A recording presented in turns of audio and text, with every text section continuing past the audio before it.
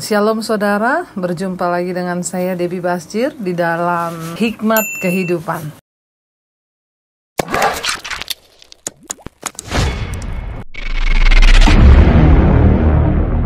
Berjumpa lagi dengan saya Debbie Basjir di dalam Hikmat Kehidupan. Sesi Kitab Amsal. Kita akan terus membahas Kitab Amsal dan kita akan melanjutkan pembacaan kita Amsal pasal yang keempat. Yang kemarin sampai ayat yang ke-13, hari ini kita lanjutkan ayat 14 dan kita akan selesai di ayat yang ke-27. Ya, masih tentang mencari hikmat. Carilah hikmat ya. Ayat yang ke-14 di sana dikatakan begini saudara. Janganlah menempuh jalan orang fasik dan janganlah mengikuti jalan orang jahat. 15. Jauhilah jalan itu, janganlah melaluinya, menyimpanglah daripadanya dan jalanlah terus ya, karena mereka tidak dapat tidur bila tidak berbuat jahat, kantuk mereka lenyap bila mereka tidak membuat orang tersandung. Saudara, dalam hidup ini kita akan diperhadapkan dengan kita akan berteman, kita akan ada dalam sebuah komunitas, mungkin di lingkungan pekerjaan, bagi anak-anak muda di lingkungan sekolah, kuliahmu, bagi sebagian orang di lingkungan pelayanan. Nah, di dalam kita bersosialisasi sebagai manusia, kita akan bertemu dengan berbagai macam orang. Di sini dikatakan, ya ayat 14, janganlah menempuh jalan orang fasik dan janganlah mengikuti jalan orang jahat. Ya, pergaulan yang buruk itu merusak kebiasaan baik. Ya, dimanapun kita berada ya, jadi pergaulan yang buruk pasti merusak kebiasaan baik. Makanya sering kita dengar ada orang-orang yang dia itu tadinya baik loh, sejak dia bergaul dengan orang-orang itu kok sekarang jadi rusak. Ya, itu terjadi saudara. Nah, ada orang-orang yang membutuhkan penerimaan, lalu dia masuk ke dalam sebuah komunitas agar bisa diterima, dia rela melakukan apa saja. Saya pernah ketemu dengan seorang anak muda. Anak ini saudara tadinya anak manis di depan orang tuanya, ya dia seorang wanita seorang gadis remaja, tetapi kemudian akhirnya dia jadi nakal. Kenapa? Karena dia tadinya mengalami masalah dalam keluarga, orang tuanya bercerai, dia tumbuh dalam lingkungan broken home, lalu dia tertutup, lalu ketika dia membutuhkan teman untuk bergaul, dia jatuh dalam sebuah komunitas yang salah. Karena dia membutuhkan penerimaan, dia mengikuti semua yang teman-temannya ikuti. Dia mulai merokok, dia mulai ya hidup di dalam dosa, mengikuti pergaulan, umur belasan tahun. Alkitab berkata, kita sebagai orang yang takut akan Tuhan harus punya hikmat untuk memilih komunitas mana yang bisa kita bertumbuh, saudara. Di sini dikatakan jangan menempuh jalan orang fasik dan janganlah mengikuti jalan orang jahat. Jauhilah jalan itu, janganlah melaluinya, menyimpanglah daripadanya dan jalanlah terus. Ketika kita dibujuk atau ketika kita mulai terpengaruh dengan hal-hal, engkau harus menyadari dan seringkali engkau tidak harus keberatan atau tidak harus sungkan untuk meninggalkan sebuah komunitas yang kau rasa membawa engkau pada kemunafikan, pada dosa. Tinggalkan. Alkitab berkata kita harus menyimpang dari jalan itu dan berjalan lurus. Ada keputusan-keputusan yang harus kita ambil dalam hidup ini. Mungkin itu memang menyakitkan karena kita harus berpisah dari orang-orang tertentu yang menyebabkan kita mengikuti jalan yang berbelok. Harus keluar dari komunitas itu ya, harus berani melakukan tindakan walaupun nanti mungkin kita akan mendapatkan hal yang tidak enak, tapi kita harus memilih jalan hikmat, jalan takut akan Tuhan itu. Kenapa? Karena ketika kita bergaul dengan orang yang salah, di sini ayat yang 16 berkata, karena mereka tidak dapat tidur bila tidak berbuat jahat, kantuk mereka lenyap bila mereka tidak membuat orang tersandung. Ya, jadi kita harus bisa memilih. Kalau kita ada dalam suatu komunitas yang kita tahu, wah ini kayaknya pengaruhnya negatif, cepat-cepat keluar dari sana saudara, sebelum engkau juga ikut, karena pergaulan yang buruk merusak kebiasaan baik. Karena mereka, ayat 17, karena mereka makan roti kefasikan ya, dan minum anggur kelaliman. Bayangkan, makannya aja kefasikan, minumnya kelaliman saudara ya. Ayat 18, tetapi jalan orang benar itu seperti cahaya fajar yang kian bertambah terang sampai rembang tengah hari. Ya, dengan siapa engkau bergaul hari ini akan menentukan masa depanmu nanti. Jalan orang benar itu seperti cahaya fajar, kian lama kian terang, kian terang, kian menderang. Ya, bagaimana nasibmu 5 tahun ke depan itu sangat ditentukan dengan siapa Anda bergaul hari ini. Kalau engkau kumpul dengan sesama penganggur, maka saya yakin 5 tahun ke depan engkau akan menjadi pengangguran. Kalau engkau kumpul dengan orang-orang pencemooh, maka engkau akan menjadi pencemooh. Kita harus mulai memilih, ya, dengan siapa kita bergaul, ya, dan apa yang bisa kita terima dalam hidup ini. Ya, satu kali ada orang yang ngomong ke saya, "Bu, saya tuh dengar cerita jelek tentang ibu, mau nggak dengar, Bu? Kita sambil ngopi membahasnya. Ya, soalnya ini ceritanya panjang." Saya bilang, "Ceritanya baik atau buruk?" "Buruk, Bu." "Aduh, saya tidak ada waktu untuk mendengarkan itu." Kenapa? Kita tahu sesuatu yang negatif itu akan masuk ke dalam jiwa kita dan bisa merusak. Ya, saya bilang, "Maaf, saya tidak tertarik. Lebih baik waktu itu saya pakai untuk bagaimana mengembangkan channel YouTube saya supaya menjadi berkat." Ada banyak keputusan yang harus kita ambil ketimbang bergaul dengan orang-orang yang akan membawa kita masuk ke dalam. Jadi hari ini saudara, kita harus mulai bisa memilih. Jangan bergaul dengan orang yang membawa engkau pada energi yang negatif. Bergaullah dengan orang-orang yang membawa engkau pada sesuatu yang positif. Supaya apa? Jalan hidupmu makin terang seperti rembang tengah hari. Ayat yang berikutnya, ayat 19, di sana dikatakan, jalan orang fasik itu seperti kegelapan. Mereka tidak tahu apa yang menyebabkan mereka tersandung. Orang fasik yang tidak hidup takut akan Tuhan, orang fasik yang tidak punya hikmat Tuhan, bahkan nggak tahu apa yang membuatnya tersandung.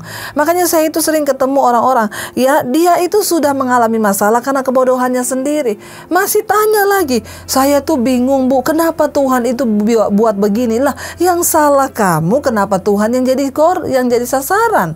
Ya, dia nggak ngerti. Ya, kenapa dia jatuh dalam masalah yang ribet di dalam rumah tangganya? Ya, dari awalnya dia sudah salah memilih jodoh. Itu bukan salah Tuhan, itu salahmu sendiri yang salah memilih. Ya, jadi jangan orang fasik itu jatuh tapi nggak tahu penyebab tersandungnya itu apa. Tidak mau belajar. Ya, ada orang yang bangkrut gara-gara main saham. Ya, sudah hilang duitnya, masih disuruh setor, terus setor, saudara. Nanti ketika hilang semuanya, "Bu, kenapa Tuhan gak tolong saya? Kenapa Tuhan masih gak sadar kenapa dia tersandung dan kenapa dia jatuh?" Orang fasik itu gak sadar, makanya bertobat kembali kepada hikmat Tuhan. Ayat yang berikutnya, ayat 20, di sana dikatakan, "Hai anakku, perhatikanlah perkataanku, arahkanlah telingamu kepada ucapanku." Hikmat itu terus berseru, "Hai anakku, ya, perhatikan perkataanku, arahkan telingamu pada ucapanku." Mari kita mau mendengarkan hikmat. Mari kita mau memiliki pertimbangan dalam hidup ini supaya kita tidak salah, saudara, ya. Ayat yang berikutnya, ayat yang ke-21, "Janganlah semuanya itu menjauh dari matamu, simpanlah itu di lubuk hatimu." Ya, jangan sampai hikmat menjauh dari mata kita, dan taruh terus takut Tuhan itu dalam lubuk hati kita supaya kita ini hidup dengan bijaksana dan terhindar dari malapetaka dalam hidup kita. Ayat yang berikutnya, ayat 22, "Karena itulah yang menjadi kehidupan bagi mereka yang mendapatkannya dan kesembuhan bagi seluruh tubuh mereka." Kemarin kita juga sudah baca ayat ini sama dengan di pasal yang kemarin, ya. Kenapa? Hikmat itulah menjadi kehidupan bagi kita, dan hikmat itu juga yang akan mendatangkan kesembuhan bagi tubuh kita, saudara.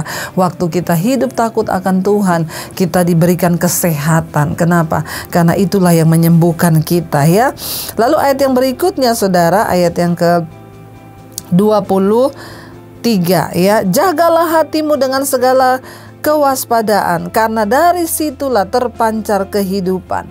Ya, ini ayat sering kali kita hafal. Jagalah hatimu dengan segala kewaspadaan, karena dari situ terpancar kehidupan. Saudara, kenapa kita disuruh menjaga hati dengan waspada? Karena hati itu yang tahu hanya kita dengan Tuhan. Nggak ada orang yang bisa tahu. Makanya ayat ini berkata, kita harus jaga dengan segala kewaspadaan. Waspada artinya apa? Terus berjaga-jaga. Kenapa kita harus jaga hati dengan waspada? Karena hati ini yang bisa tahu cuma saudara sendiri dengan Tuhan. Kita sendiri dengan Tuhan. Orang lain nggak tahu hati kita. Ya, kalau orang salah pakai baju, orang masih bisa ngomong, itu bajumu kebalik loh, karena kelihatan. Tapi kalau hati terbalik, nggak ada orang bisa kasih tahu hatimu terbalik loh, nggak ada. Makanya ayat ini dikatakan jaga hati kita dengan segala kewaspadaan. Kenapa? Karena dari hati ini ada terpancar aliran kehidupan. Kalau sebaliknya engkau nggak jaga hati, maka yang keluar aliran kematian. Jadi jaga hati kita dengan kewaspadaan, kata firman Tuhan. Ya, ayat 24, buanglah mulut serong daripadamu dan jauhkanlah bibir yang dolak-dalik daripadamu. Jadi orang itu hidup apa adanya. Di dalam perkataan, di hati, di mulut, di dalam perlakuan itu harus sama. Tidak usah bermulut manis tetapi di hati pahit. Orang yang mulut serong itu, ya di dalam hatinya itu pahit tapi mulutnya itu manis. Ya jangan seperti itu saudara. Ya saya ini bukan tipe orang yang suka bermulut manis. Kalau saya nggak suka ya saya ngomong, tapi habis itu sudah selesai. Ya daripada oh iya padahal di hati itu kayak sinetron. Jangan jadi pemain sinetron, ya bertobat kata firman Tuhan. Jangan ada padamu bibir yang dolak-dalik kata firman Tuhan ya. Ayat yang berikutnya ayat 25. Biarlah matamu memandang terus ke depan dan tatapan matamu tetap ke muka ya. Biarlah matamu memandang ke depan dan tatapan matamu ke muka. Nggak usah lirik kanan kiri. Ini biasa buat bapak-bapak ini juga ya. Ya ini intermezzo saja buat bapak-bapak yang suka melirik kanan kiri itu bahaya. Ya demikian juga kita dengan hidup ini. Nggak boleh mata itu lirik kanan lirik kiri. Nanti timbul iri hati, lihat keberhasilan orang. Tatap saja ke depan. Ya orang mau ngomong apa, tatap ke depan. Ya biarlah pandangan mata kita tetap ke muka. Ya lihatlah terus ke depan. Nggak usah ingat yang lalu-lalu, move on. Ya saya nggak bisa bu, karena dulu pacar saya tuh ngomong, ngapain yang dulu didengar. Jangan hidup dengan masa lalu, lihat ke depan. Karena hidup ini terus berjalan, tinggalkan yang di belakang. Tuhan berkata, lupakan yang ada di belakangmu, kata Rasul Paulus. Firman Tuhan berkata, ya lihatlah ke depan, kata Rasul Paulus. Aku berlari-lari mengejar apa yang di depanku dan aku melupakan semua yang di belakangku. Ya jangan sampai kita ini terus fokus hanya pada yang di belakang, tapi lihatlah ke depan. Hari-hari ini ada orang yang bertanya, bu apakah Tuhan mengampuni dosaku? Tuhan mengampuni. Lupakan yang sudah lalu, lihat ke depan. Tuhan akan melakukan sesuatu yang baru dalam hidup kita. Ayat yang berikutnya saudara, ya ayat yang ke-26.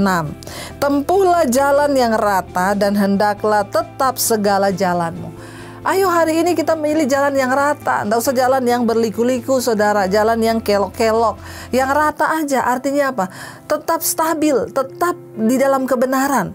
Tetap melangkah dalam kebenaran. Terus di situ terus ya. Dan hendaklah dikatakan tetap segala jalanmu itu. Ya, jangan hari ini benar besok bengkok. Hari ini benar besok berdosa lagi. Enggak, ya kita mulai hari ini mau ketetapan hati. Tuhan, aku mau berjalan di jalan yang rata. Ya, dan jalanku tetap di sana, di dalam takut akan Tuhan. Saya tidak mau belok-belok Tuhan. Waktu-waktu ini adalah waktu-waktu yang singkat. Ayat berikutnya, ayat 27 yang terakhir. Janganlah menyimpang ke kanan atau ke kiri. Jauhkanlah kakimu dari kejahatan. Jalan yang lurus artinya apa? Berjalan dalam kebenaran. Jangan menyimpang belok kanan atau belok kiri, artinya apa? Nggak usah tergiur dengan dosa. Jangan coba-coba bapak-bapak ya. Kemarin ada satu orang yang telepon saya, bu, saya tuh jatuh cinta dengan teman saya di kantor. Ya, dan tapi saya tahu ini dosa karena saya sudah menikah, bu. Ya, dia juga sudah menikah. Saya bilang, jangan coba-coba bermain api. Tapi kami cuma sebagai kakak adik, bu. Kami telepon-teleponan. Gak ada kakak adik di dalam ya dunia ini. Mau bapak rohani, anak rohani, kakak rohani, adik rohani, bu, jatuh di dalam apa? Kenajisan dan percabulan. Apalagi berbeda jenis. Nggak usah bikin jalan-jalan yang bengkok-bengkok. Kami saling nganggap adik sama kakak rohani. Ya, bukan saudara, sudahlah. Ya, hari ini lurus saja jalan kita. Nggak usah aneh-aneh. Lalu dia tanya sama saya, lalu apa yang harus saya lakukan? Udah putus hubungan, blokir nomornya. Ya jangan sampai bermain api. Coba jalan bengkok kanan, bengkok kiri. Ya tapi saya bersyukur hari-hari ini banyak orang yang akhirnya menjadikan saya tempat bertanya.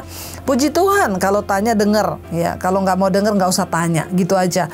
Kita pilih jalan yang lurus hari ini supaya hidup kita berbahagia.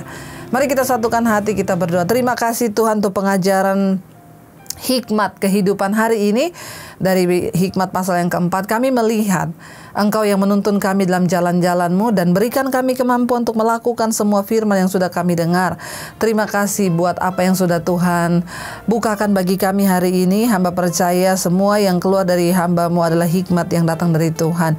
Urapi setiap kami, mampukan kami memilih jalan yang lurus, yang rata, dan tetap segala jalan-jalan hidup kami di dalam takut akan Tuhan. Supaya sampai waktu kali yang kedua Engkau menjemput kami, Engkau dapati kami semua berkenan di hadapan-Mu Bapa. Terima kasih Tuhan.